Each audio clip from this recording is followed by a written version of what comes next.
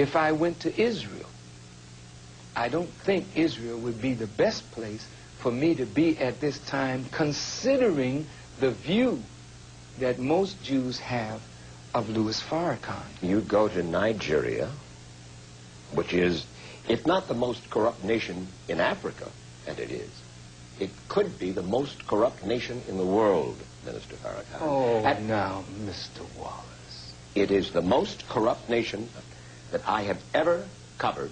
I've been there 25 years ago, and I've been there as recently as last year. Fine. So what?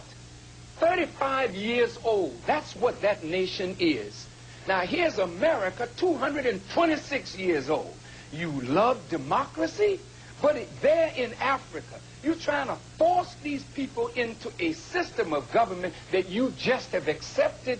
30 years ago, black folk got the right to vote. You're not in any moral position to tell anybody how corrupt they are. You should be quiet and let those of us who know our people go there and help them get out of that condition. But America should keep her mouth shut wherever there's a corrupt regime, as much hell as America has raised on the earth. No, I will not allow America, or you, Mr. Wallace, to condemn them as the most corrupt nation on earth when you have spilled the blood of human beings. Has Nigeria dropped an atomic bomb and killed people in Hiroshima and Nagasaki? Have they killed off millions of Native Americans? How dare you put yourself in that position as a moral judge? I think you should keep quiet, because with that much blood on America's hands, you have no right to speak. I will speak, because I don't have that blood on my hand. Yes, there's corruption there. Yes, there's mismanagement of resources. Yes, there is abuse. There's abuse in every nation on earth, including this one. So let's not play holy to moralize on them. Let's help them. I'm not moralizing. I'm asking a question, and I got an answer. Why would you put it as the most corrupt regime in the world? That doesn't make sense. Can you think of one more corrupt? Yeah, I'm living in one. I'm living in one. Yes. You've done a hell of a thing on this earth, so you should not be the one to talk. You should be quiet when it comes to moral condemnation, in my judgment. I didn't mean to be so fiery. No, that's good. That's good. That's my passion. I first recognized the passion of the black Muslim movement and Louis Farrakhan way back in 1959 when I anchored a broadcast entitled The Hate That Hate Produced. The black Muslim meeting we filmed included a mock trial, a kind of passion play, where the white man was judged for crimes against the black race. The voice you will hear is that of the prosecutor. This tape will show you why white America was worried about the black Muslims. I charge the white man, ladies and gentlemen of the jury, with being the greatest murderer on earth. I charge the white man with being the greatest peace breaker on earth. I charge the white man with being the greatest adulterer on earth. I charge the white man with being the greatest troublemaker on earth. So therefore, ladies and gentlemen of the jury, I ask you, bring back a verdict of guilty as charged. I'm sure you remember that. You wrote it. Yes. And you believed that then? Oh, yes. I believe it now. History is not false. If he says that the white man did all these things, I did not write the white man's history.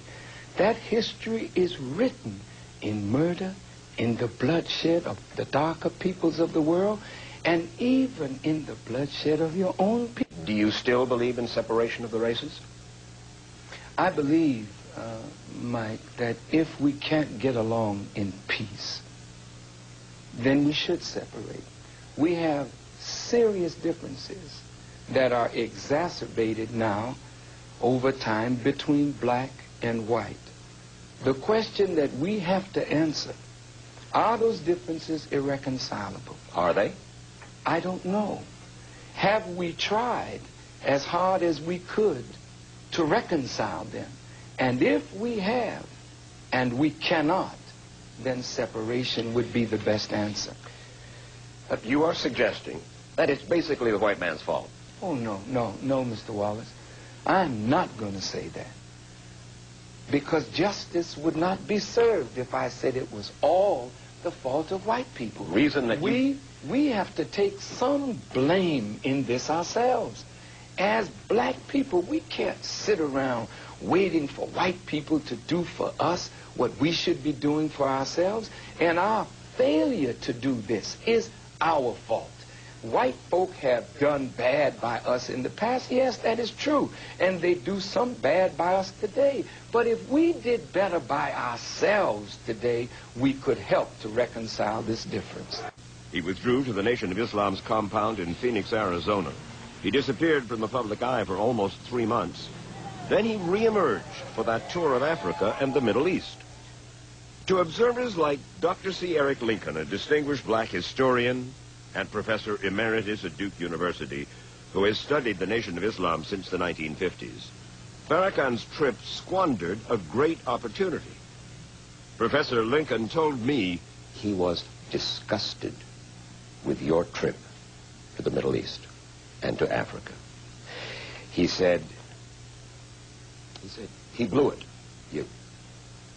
After the Million Man March, he feels that you had what you were after.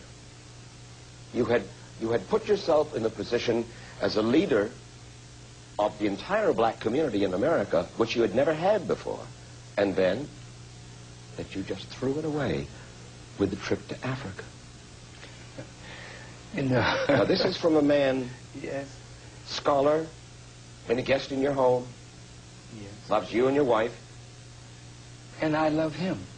Let me say this. There are many people like Dr. Lincoln who think just like that. They were hurt because they watched my struggle. And they said, now he has arrived, okay? Right.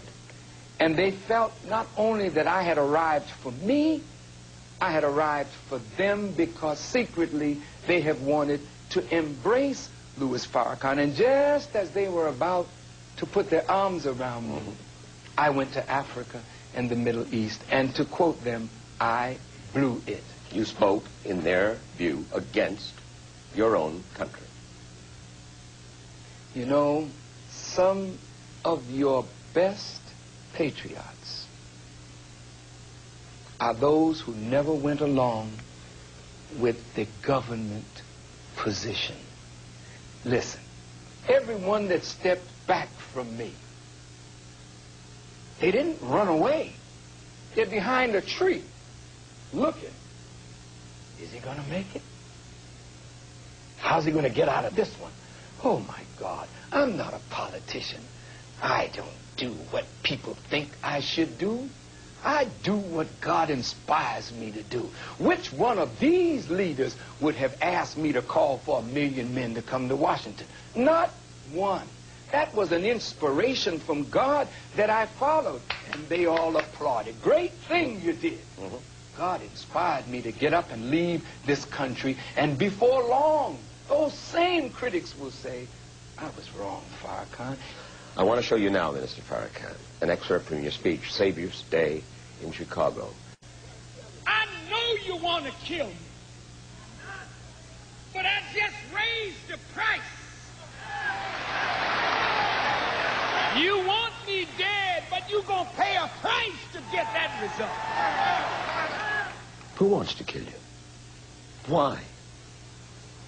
I believe that conversation is raging right now in government circles because I appear to be interfering with America's foreign policy objectives in Africa and in the Middle East. They want me kind of silenced or muzzled, and if they can destroy my credibility, as they did Martin Luther King first, take him down in the eyes of his people and then assassinate him. I don't believe that America is beyond that. I believe it's being discussed right now in the White House. I believe it's being discussed by certain members of Congress. How are you going to deal with Farrakhan?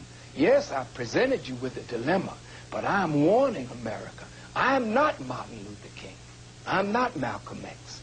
I'm in a little different time frame, and I think you would be wise to see if God is with me And if God is with me, you would be well to leave me alone.